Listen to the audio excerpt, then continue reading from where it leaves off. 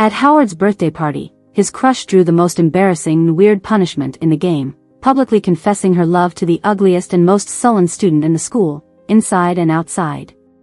As she hesitated and looked vulnerable, Howard pointed at me and said, "Then you do it for her, Christina."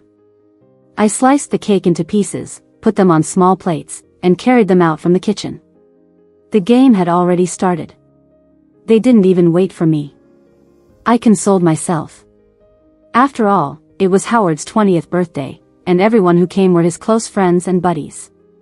They all came from privileged backgrounds, wealthy second-generation elites in high society. I wasn't close to them. They were into their own game, which seemed pretty normal. So I found a chair and sat in the corner. The game was simple, just truth or dare. Spin the bottle on the table, whoever it pointed to had to take the punishment. I watched for a while.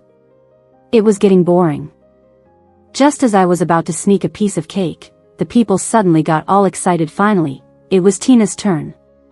"Tina, you choose truth," someone teased. "I already have the perfect question in mind," they cheered, looking at Tina and Howard. Someone even whistled. But Tina shook her head. "No," she said, reaching into a stack of white cards on the table and pulled one out. "I choose dare." She didn't even finish the sentence, leaving it hanging in the air. The atmosphere seemed to freeze for a moment. Then, a person stood up, walked next to her, and read aloud. "Confess your love to the ugliest and most unpleasant classmate in the school." "Who's the ugliest?" Someone shouted, "Come on, our college is so big, it's not fair to judge like that." But someone scratched their chin and suggested, "Isn't it George who's about to return to his country?" George. I knew him. He had just arrived at the school, so I hadn't met him yet. I heard he had an accident before and went to the U.S. for treatment. Later, he studied online and also participated in some good projects abroad. He came back a few days ago, with good academic results. However, rumors said that he was aloof and difficult to get along with, and he was extremely ugly. He had scars on his face. The kind of face that's quite scary. How could Tina possibly be willing to confess to someone like that? At that moment, she looked up at Howard, sitting next to her. "Howard," her voice was weak and helpless, seeming to be falling apart. "I don't want to go. I don't want to confess to anyone else." That statement sounded quite ambiguous. Howard was sitting on the couch, half hidden in shadows from the light. Setting down his phone, he raised his slender legs gently, smiled faintly, and said, "It's okay." Howard made the call himself. The tense atmosphere instantly relaxed, and some people started making excuses. "It's just a game, why take it seriously? How can we make Tina confess to that cursed guy?" There were scattered objections. But suddenly, one girl sitting across from me slammed the table and exclaimed, "At the beginning of the game, didn't she say no one could avoid punishment or back out? Why is she an exception now?" Her voice was especially loud. She stood up in a confrontational manner. "No, I don't agree. Everyone else before her underwent punishment. Tina, either confess to George tomorrow or find someone here to replace you." Tina wanted to argue but was speechless. After all, in the beginning of the game, she did say that those who couldn't handle it should not join next time. Now she was being the one backing out. Except for this girl and Tina, the rest of the group playing the game were boys. Who could she get to help? She tugged at Howard's sleeve, her head lowered. "Howard. Say something." Howard, being pulled, remained expressionless. His eyes slowly landed on me through the crowd. I suddenly had a bad feeling. "Howard, are you really going to do this?" I asked cautiously. "Christina," he finally said my name. His voice was carefree and indifferent. "Tina doesn't want to go, so you go for her." It seemed like he was certain that I, as a backup, wouldn't refuse. I pinched my fingers. This was the last task. 2 years ago, my boyfriend David flew abroad. We both grew up in an orphanage and were like family. But that flight had an accident, and he went missing at sea. I cried the entire night. The next day, I found myself bound to this strange system. It told me that Howard was a male lead character from a book, and now there was a role of a female supporting character that needed to be filled. As long as I stayed by his side, fulfilled his requests and commands. After it was all over, my wish could be granted, bringing him back. But honestly, this last task was quite unpleasant. On one hand, confessing love should be sincere, not part of a deception. And what if he did come back?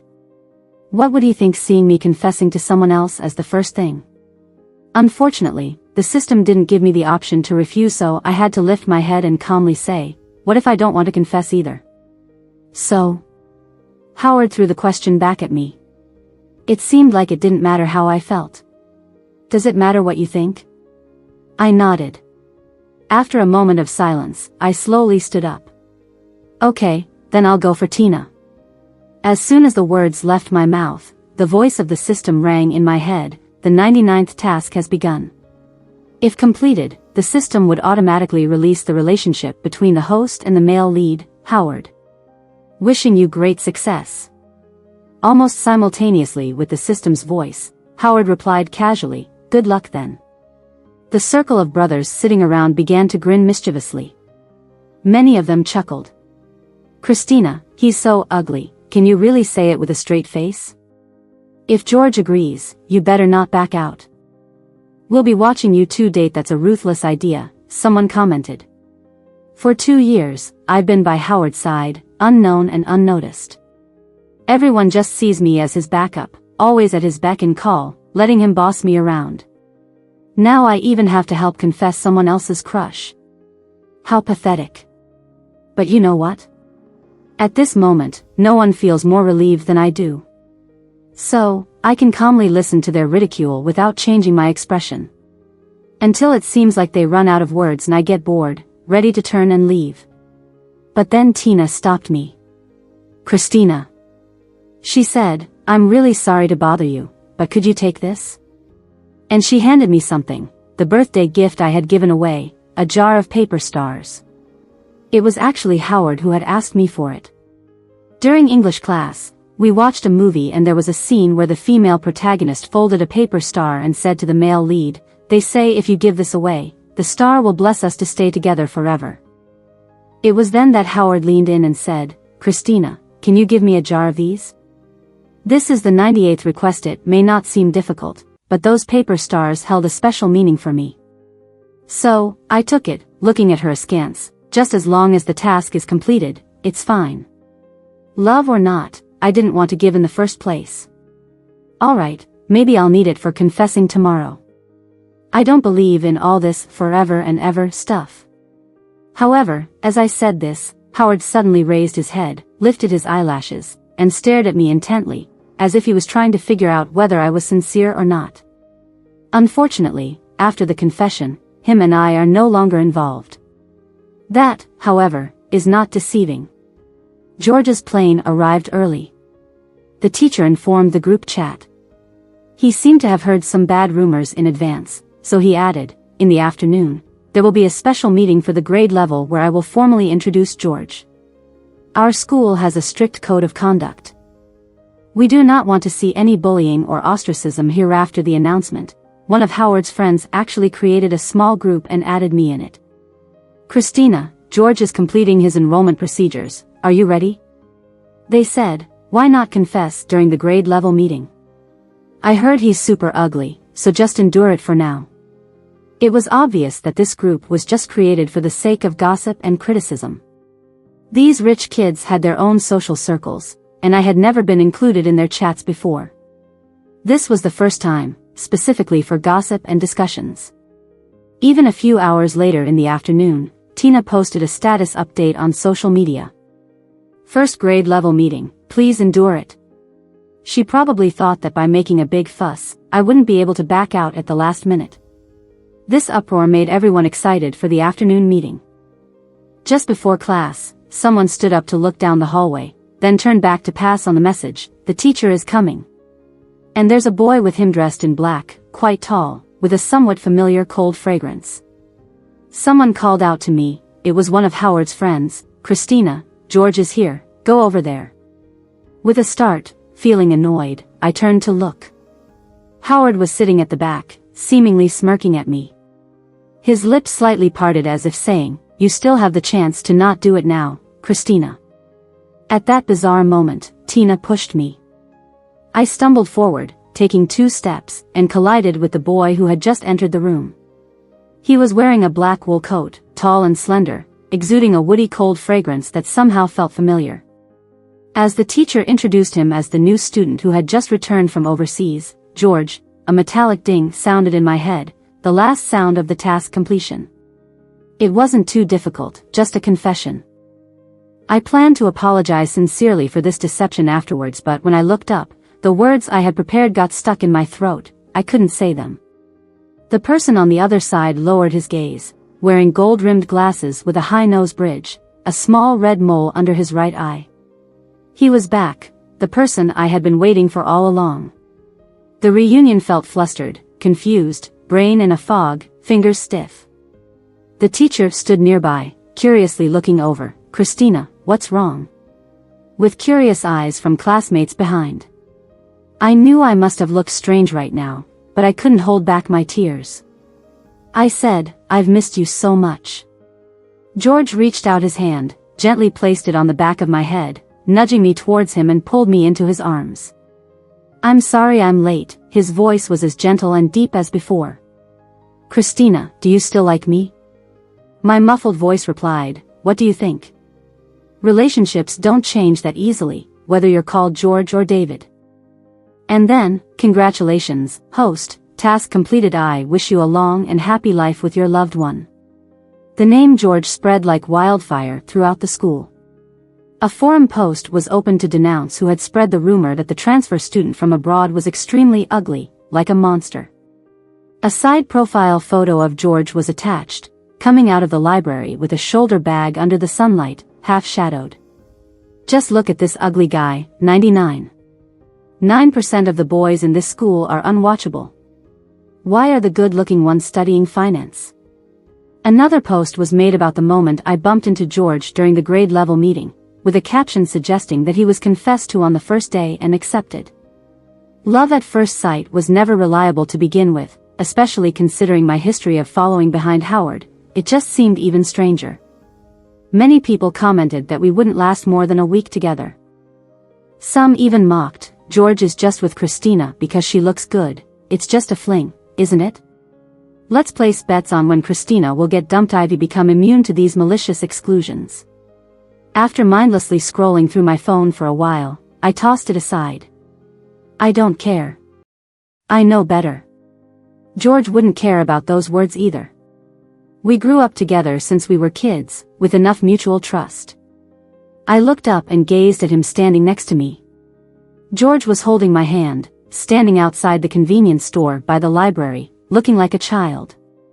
"Christina, do you remember these little things?" he asked, holding up some trinkets. "Back in the orphanage, didn't we treasure these like they were precious?" We both laughed. Ever since we confessed our feelings, we've been practically inseparable these past few days. Attending classes together, going to the library, and eating at the cafeteria. The news of our relationship spread around campus so fast. I leaned closer to him, resting on his arm to peek at what it was. It was just some small stickers, plush toys, and such. In the corner, there was a box of star jars. We didn't have many caretakers in the orphanage. Children had to learn to take care of themselves from a young age. On birthdays, there were no cakes. David and I would fold paper stars one after another, making wishes. I hope to get into college. I hope to make lots and lots of money in the future. I hope David and Christina stay together forever. Life was simple back then, but also pure. George handed the change to the cashier. "Can we buy 2 sheets of paper to fold stars?" I chuckled. "Why are you so childish?" George, on the other hand, was serious as usual. He placed the stars he folded into my hand and took mine. I carefully pocketed them. Then suddenly, he leaned in close to me. His shallow breath brushed across my face, his fingers holding my cheeks. "Christina. Don't move." His kiss landed softly. Quiet, gentle, like the stars on a winter night after it ended. I realized George had sneakily taken a photo.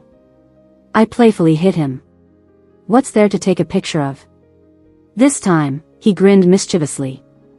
I have to assert dominance, he said. He had also seen the comments on the forum. We weren't love at first sight, we were childhood sweethearts. He posted 2 photos. One of our embrace in the night, and the other of the 2 stars in our palms. The caption was simple. We won't break up, we'll be together forever. After George dropped me off at the dorm, I collapsed on my bed. Closing my eyes, I could imagine George's growing popularity on campus. I knew his social media posts would surely be screenshotted and shared on the campus forum. Every year, a few influential figures would emerge from the college. I never thought that one day, this title would fall upon someone who grew up with me. I was about to drift off to sleep when my phone suddenly rang. Drowsily, I answered. It was an unfamiliar number. Christina, Howard isn't feeling well, can you come get him? It took me a moment to recognize the voice. It was one of Howard's buddies who also attended his birthday party. Complete lunatic. I was quite exasperated. Doesn't he have any family or friends? Why me? What does he want? The person on the other end fell silent for a moment, their voice softened. But he kept calling out your name. I hung up directly. However, I didn't expect Howard's friends to actually drive him to the building of my dorm and send a message. Hurry up. Or we'll be able to find your teacher in the middle of the night. The tone was, as always, unpleasant. I really didn't want to deal with it. But it was already 10 o'clock. The dorm would close in half an hour. 2 of my roommates were already in bed with face masks on, ready for an early night. Not wanting to disturb them, I reluctantly put on a coat and went downstairs. It was cold outside. Only Howard was there, standing under the dim streetlight in a gray overcoat. He had his head down, twirling a silver lighter in his right hand. The red flame flickered, casting a half shadow on his gaunt profile. Upon hearing my footsteps, he looked up and gazed at me. It might have been my imagination, but his eyes seemed fragile, confused, and even a bit sad. Christina. It's just a game, why take it so seriously? Howard was much taller than me. He took slow steps towards me, casting a gloomy shadow over me. There was a faint smell of alcohol. He seemed to have had quite a bit to drink. Even his gaze seemed muddled and unclear. He took out his phone, scrolled up and down, and then turned the screen towards me. It was a screenshot of George's post, showing our embrace and kiss in the night. He smirked. Christina, do you even know what a game is? Why are you doing this act so seriously? You let him kiss you just because of a silly bet. Are you stupid? I glared at him coldly. Sighing, I explained, you've got it all wrong. I really like George. But before I could finish, he suddenly leaned in towards me, his left hand covering my lips as if trying to silence Mayhay, threw his phone aside and used both his thumbs to press and rub my lips frantically, as if suppressing some emotion. That's enough. You're out of your mind. It was originally your idea for me to confess instead of Tina, wasn't it? Howard, why are you playing innocent now? He seemed stunned by my question. Clenching his fists, he slowly lowered his hands. I glanced at the clock. It was almost 10:30. Tightening my coat, I turned to leave. Christina. He called my name in a pleading tone. Annoyed, I turned back. On the day of your birthday, did you give the jar of stars I gave you to someone else? Obviously, George saw the second photo he sent to me. So he came over cautiously to confirm. Nope, I answered decisively, deliberately ignoring his momentary relaxation. How could I give George a second-hand gift? That can of stars I originally gave you? After my birthday ended, I threw it away. I explained, lying back on the bed in the dorm. I picked up my phone. Today's sudden incident reminded me of many things, especially about confessions during Truth or Dare. Originally, I wanted to apologize and explain to the other person immediately. But after discovering that the person was the resurrected David, I put it aside and got distracted. Howard's friends are really annoying. It's probably best not to contact them again. I opened my phone, found a group chat he dragged me into, clicked on it, and a bunch of chat records popped up. I didn't bother reading them and just left the group. Then I messaged George. "Shall we meet tomorrow?" George hadn't slept and quickly replied, "Of course. Tomorrow is your 20th birthday. What gift do you want? Or do you want a surprise?" "Oh, it's my birthday tomorrow." I had completely forgotten. Christina and George haven't contacted me since they confessed to each other, which had never happened before. There are rumors at school that they are really together. Even the chat group created to tease Christina now has people admiring their relationship. Love at first sight? I read a few lines and didn't want to read anymore. A rare sense of annoyance and anxiety weighed on my heart. Could Christina really fall for someone so easily? She used to always follow behind me, never objecting to what I asked her to do. Stubborn yet obedient. Until George's damn social media post shredded everything. I was at the bar. Just a few days ago, I had taken over management of the company from my father. The noisy crowd around me was discussing celebrating for me. "You guys are really expanding the family business. When George returns, it will be a showdown between your two companies." Amidst the chaos and chatter, a friend saw me sitting alone in a corner. He came over and showed me something on his screen, chuckling softly. Who would have thought? Christina looks so innocent, yet she's having so much fun. The angle of the image was dimly lit. But one glance was enough for me to recognize her.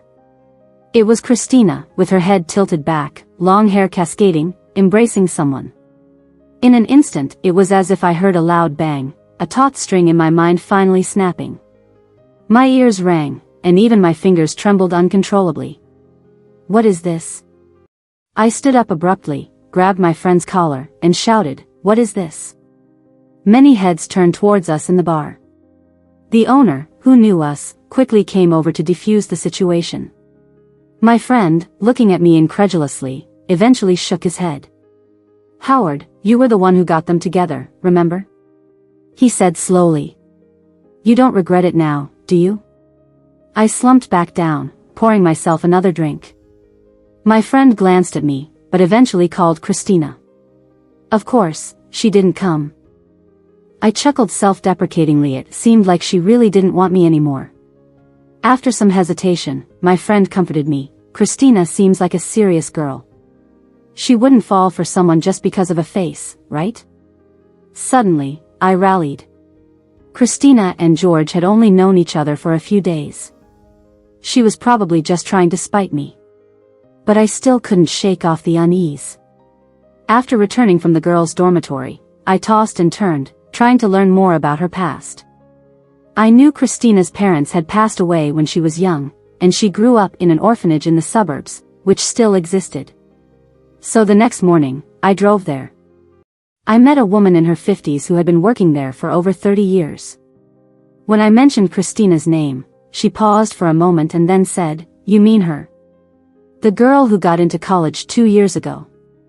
She looked me up and down, finally fixing her gaze on the watch on my right wrist, a 7-digit, limited edition timepiece. Her tone suddenly became enthusiastic. "Come in, the archives have many photos of her when she first arrived at the orphanage. She looked unhappy every day. In elementary school, she wore 2 little braids. In middle school and high school, she gradually became graceful, started grooming herself, learned to apply makeup, and chose pretty dresses. Before I knew it, a smile seemed to appear on my face." Flipping to the last photo, it was a group picture of all the children leaving the orphanage that year. Christina stood in the middle. Next to her was a tall, thin boy with short hair, thin-rimmed glasses, and a small red mole below his right eye. It was George. The woman glanced at my expression and cautiously said, "Young man, you're not Christina's boyfriend, are you?" I was stunned and involuntarily swallowed hard. She continued, "The guy next to her really was Christina's first love. But don't worry, he's already dead." "Dead?" I mechanically turned my head. She kept talking. The plane he was on had an accident. It was said that he changed his flight to come back for his girlfriend's birthday. My brain was a mess. If the person in the photo was no longer alive, then who was the person I saw at school? A stand-in? So, did Christina really get together with him because of his face? Love at first sight? I clenched my right hand tightly. I mused whether George, if told the truth, would still want to stay. Ever since David's plane crash, those 2 years, I felt like my birthdays were forgotten by everyone. Moreover, other than him, it seemed like no one remembered these days. George had booked a restaurant. He went to get the cake first while I headed upstairs. Just as I sat down, I received a text from an unknown number on my phone. I went to the orphanage. We broke up. Okay? It was unsigned, but it was clearly from Howard, that lunatic. I deleted the message immediately and blocked the number. George came in just then, carrying a large cake. It was too much for just the two of us, so we decided to take it back and share it with our roommates. He smiled gently, always considerate and meticulous, in the past and now. Facing his gentle gaze, I paused for a moment. "George, I need to talk to you," I said. But he interrupted me. "Let's talk after midnight. Today, we're just here to celebrate your birthday," he insisted, pushing the tablet for ordering food towards me. Just then, as the door to the private room was pushed open, in walked Howard. He was still wearing the same coat I remembered him in last time, looking weary as if he had been traveling non-stop. A cold mist seemed to follow him inside. His eyes quickly scanned George before settling on my face. I turned away, not wanting to face this madman. George stood up, holding my hand, shielding me. His voice was soft but had an underlying sense of pressure. "So, what do you want with my girlfriend?" The term girlfriend seemed to trigger Howard. He lashed out, grabbing George by the collar. "Are you out of your mind? What did you call her?" Frustration and anger filled his suppressed tone, mixed with a hint of defeat. Howard's veins bulged on his wrist, showing immense force. "I tell you, the reason Christina confessed her feelings to you that day was because I wanted her to," George retaliated. "Do you think she actually likes you? It's just because of your resemblance to a boy she grew up with." Unable to hold back any longer, George lifted his leg and kicked Howard. The two of them quickly got into a scuffle. What started as a birthday celebration had turned into a mess. Naturally, I sided with my George. I picked up a small potted plant and aimed it at Howard's back. How dare he lay hands on my boyfriend?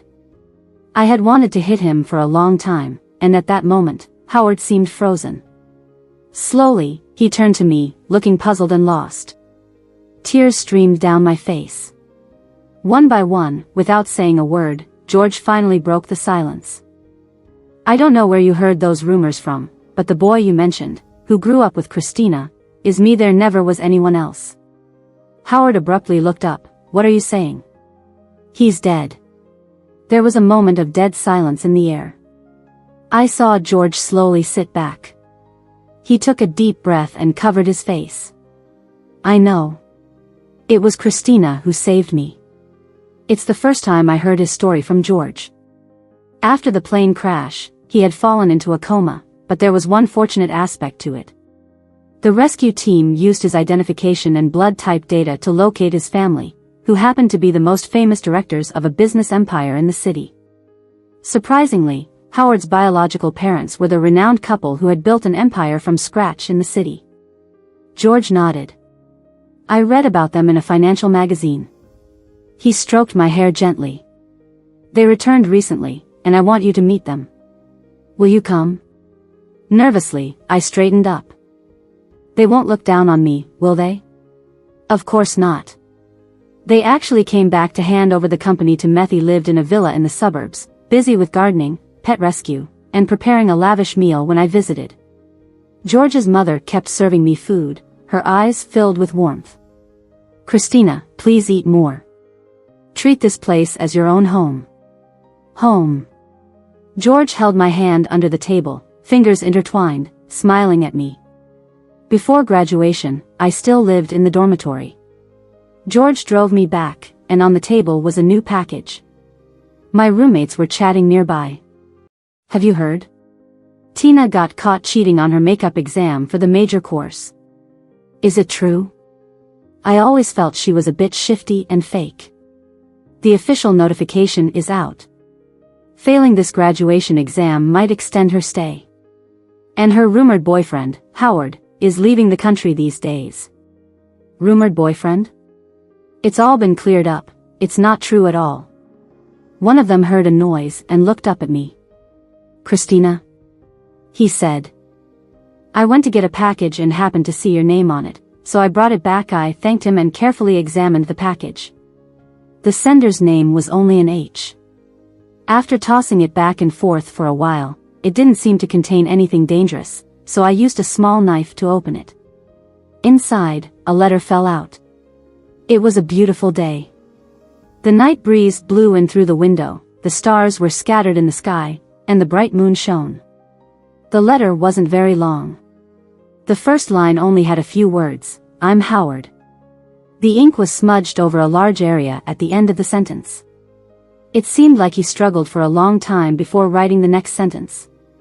Christina. Over the past 2 years, I'm sorry. I often wonder if I had been nicer to you these past 2 years, if I hadn't made you do those unpleasant things. If I hadn't made you run errands for me, act as a messenger for me. Would you have hesitated more before leaving? I gazed out the window, suddenly recalling the day of my birthday. Howard had found out about George and me. He leaned against the counter, head hung low, lips quivering. His voice was barely audible. Probably thinking I hadn't heard, he continued, Christina, then what am I in these 2 years? I carefully folded the letter back up and put it back. Just then, my phone rang. It was George. His voice was gentle. Christina, when are you coming back to my place? You just left, and my parents are already asking about you. I smiled. All right, tell me what they like, and I'll bring it next time. The future is long. Everything will be better.